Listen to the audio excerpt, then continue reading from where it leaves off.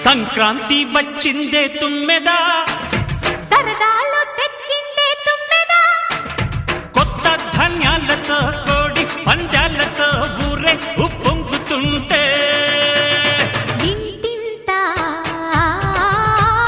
పేరంటం, ఊరంతా ఉల్లాసం. కొత్త అల్లుళ్లతో కొంటే మరదళ్లతో పొంగే హేమంత సిరులు.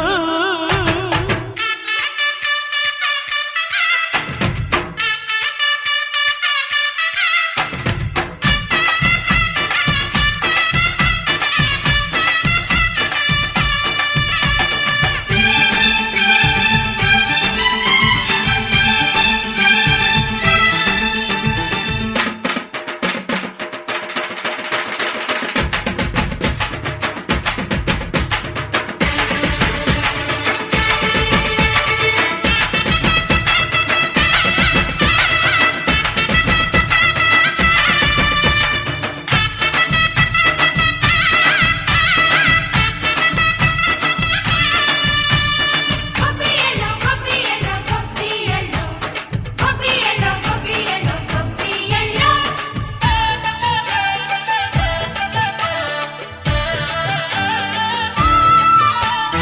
మంచి మర్యాదని పాప పుణ్యాలని నమ్మే మన పల్లెటూళ్ళు. న్యాయం మా శ్వాసని ధర్మం మా బాటని చెబుతాయి స్వాగతాలు. తీరా గొప్పోళ్ళనే మాట లేదు, నీతి నిజాయితీ మాసిపోదు. మత్సలేని మనసు మాది, మంచి పెంచు మమత మాది, ప్రతి ఇల్లో బొమ్మరిల్లు.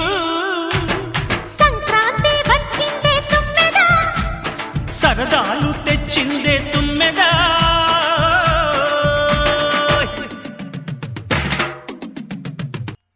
సీతాలు సింగారం మన తెలుగు బంగారంకి విచ్చేసిన స్నేహితులందరికీ నమస్సుమాంజలి.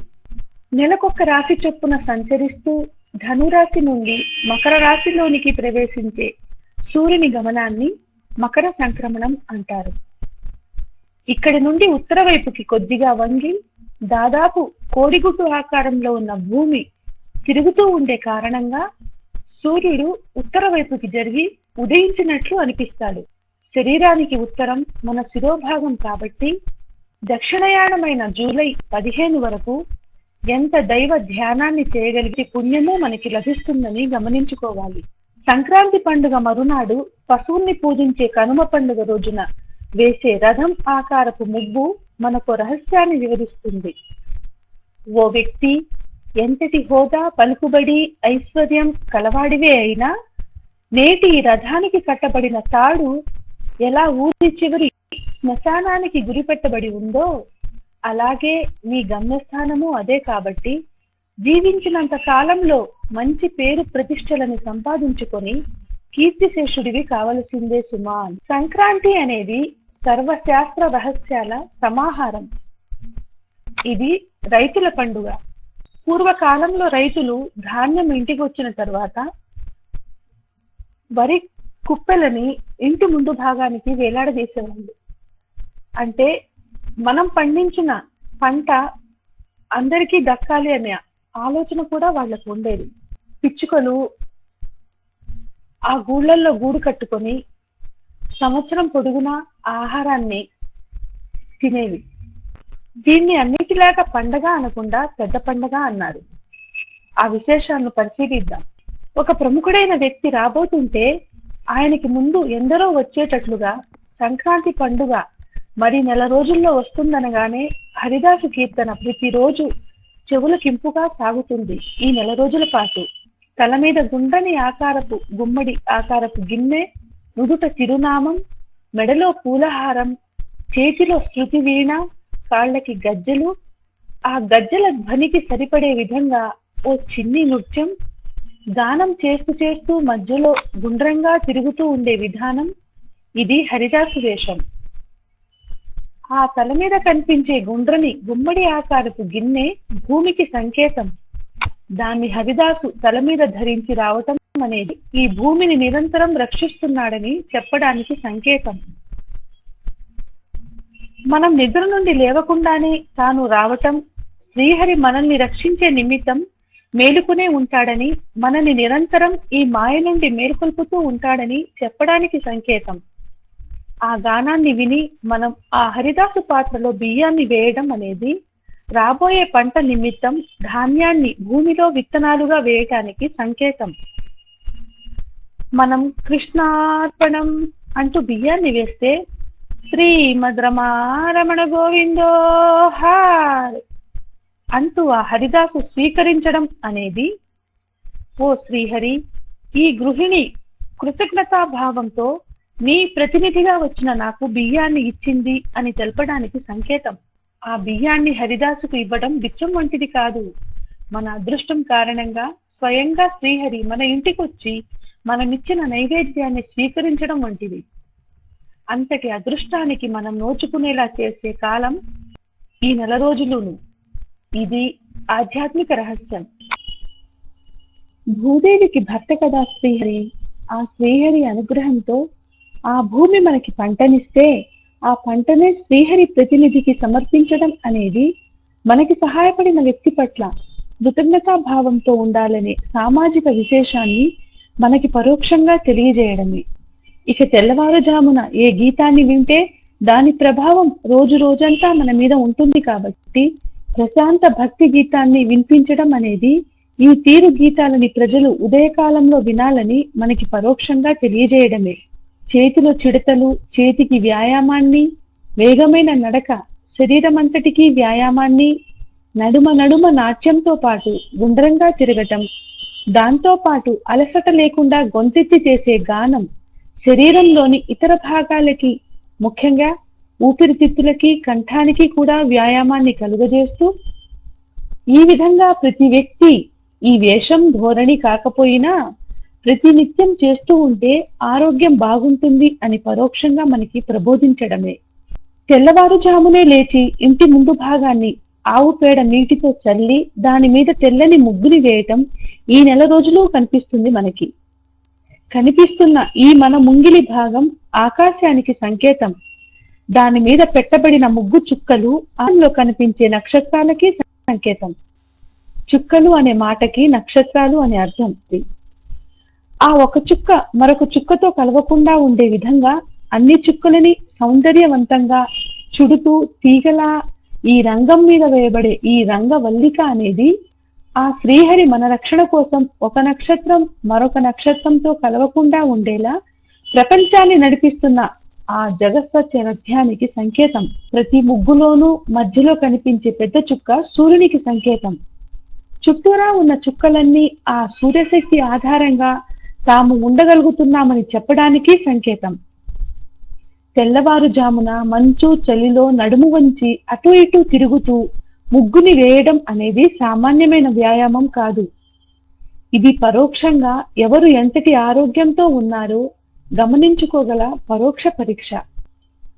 ఆవు పేడతో గుండ్రని ముద్దల్ని చేసి వాటికి పైభాగంలో ఒక చిన్న గుంట చేసి రంగురంగుల పూల రేకుల్ని ఆ గుంటలో ఉంచి ఆ పేడ ముద్దల చుట్టూ పసుపు కుంకుమ చుక్కల్ని పెట్టి వాటిని గొబ్బెమ్మలని పిలుస్తూ ప్రతిరోజు సాయంత్రం వేళ హారతినిచ్చి వాటి చుట్టూ కన్నెపిల్లలంతా గుండ్రంగా తిరుగుతూ చప్పట్లు చరుస్తూ కీర్తనని పాడటం ఆ గొబ్బెమ్మ సాంప్రదాయం అనిపిస్తుంది. చుట్టూరా ఉన్న పేడ ముద్దలన్నీ గోపి బొమ్మలకి అంటే గోపికా స్త్రీలకి సంకేతం. ఆ అన్నిటికీ నడుముగా ఉన్న పెద్ద గొబ్బెమ్మ గోపికలందరికీ నాయకురాలైన గోదాదేవికి సంకేతం. ఆ గొబ్బెమ్మల పైభాగంలో ఉన్న రంగురంగుల పూలరేఖలన్నీ ఆ గొబ్బెమ్మలందరూ వివాహితులైన స్త్రీలే అని చెప్పడానికి సంకేతం. వాటి చుట్టూ ప్రతి సాయంకాలం వేళ హారతులిచ్చి నివేదనలు ఇవ్వటం, కీర్తనలు పాడుతూ తిరగటం, కృష్ణ సేవని ఆ గోపికలు చేసి ఎలా తరించారో చెప్పడానికి సంకేతం.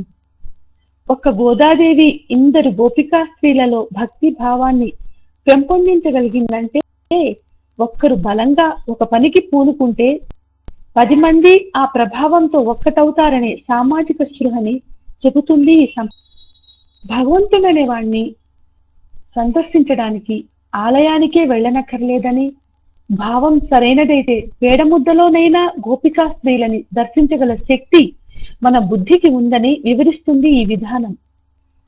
ఈ పేడముద్దలన్నీ బాగా ఎండిన పిమ్మట వాటిని ఆవునేతితో తడిసిన మర్రి, మామిడి, మేడి, రావి, జువ్వి కర్రలతో భస్మం చేస్తే ఆ వచ్చిన భస్మాన్ని ఆవునేతితో లేదా నువ్వుల నూనెతో శరీరానికి పట్టిస్తే చర్మరోగాలు రానే రావని తెలుపుతుంది ఈ ఆచారం. కష్ట సుఖాలని ఒక్కరే తమ మనసులో తర్కించుకుంటూ కూర్చోవటం సరికాదని, 10 మంది మధ్యలో ఉంటూ తమ దుఃఖాన్ని, సంతోషాన్ని 10 మందితో పంచుకోవాలని బోధిస్తుంది ఈ ఆరాధనం.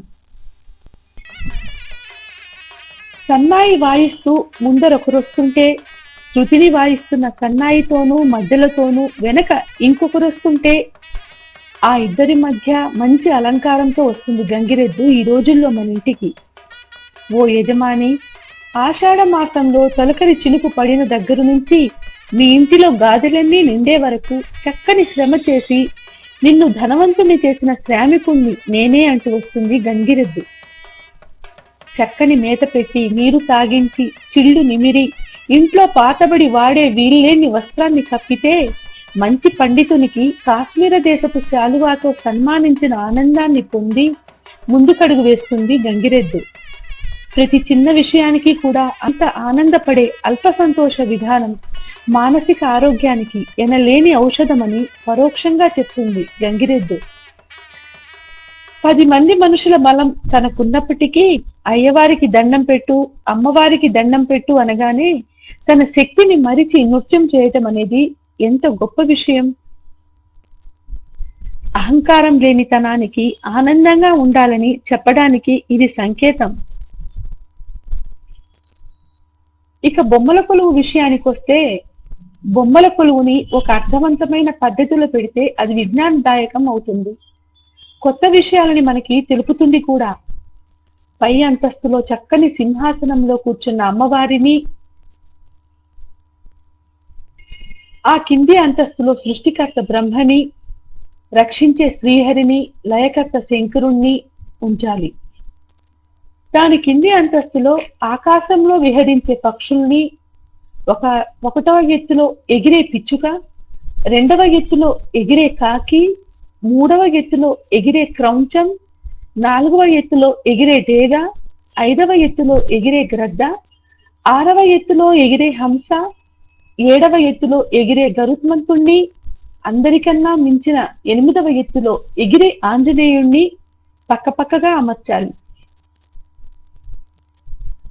దాని కింది అంతస్తులో భూమిలో సంచరించే సాధు జంతువులు, గోవు మొదలైనవి, క్రూరమృగాలు, పులి మొదలైనవి, గ్రామీణ జంతువులు, కుక్క మొదలైనవి, అడవి జంతువులు, పంది, నక్క మొదలైనవి, మనని ప్రయోజనాన్నిచ్చే చెట్లు, పర్వతాలు ఇలా ఉంచాలి.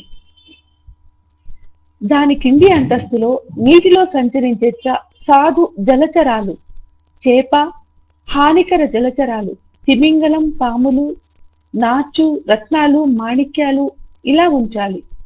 పర్వతాలని, చెట్లని కూడా ఉంచాలి. చెరువు, ఏరు, నది, సముద్రం భేదాన్ని గమనించేలా బొమ్మల్ని పేర్చాలి. దాని కింది అంతస్తులో పాతాళాన్ని చూపించాలి. నల్లని రంగు వేసిన కాగితం మీద పెద్ద పాము బొమ్మని, చిన్న చిన్న పాముల్ని వేసి మొత్తం భూమిని మోస్తున్న ఆదిశేషుణ్ణి, 8 దిక్కులకి తిరిగి ఉన్న 8 ఏనుగులని ఉంచాలి. ఇది స్థూలంగా అలంకరించవలసిన తీరు బొమ్మల కొలువు. ఈ బొమ్మల కొలువు ద్వారా మనం గ్రహించదగిన రహస్యాలెన్నో ఉన్నాయి. ఈ బొమ్మలన్నీ ఎలా కనిపిస్తున్నాయో అదే తీరుగా మనం కూడా ఎన్నో జన్మల్లో ఏవో కొన్ని బొమ్మలుగా పుడుతూ నేటికి ఈ జన్మకి వచ్చామని అర్థం చేయగల శక్తి బొమ్మల కొలువుకుంది.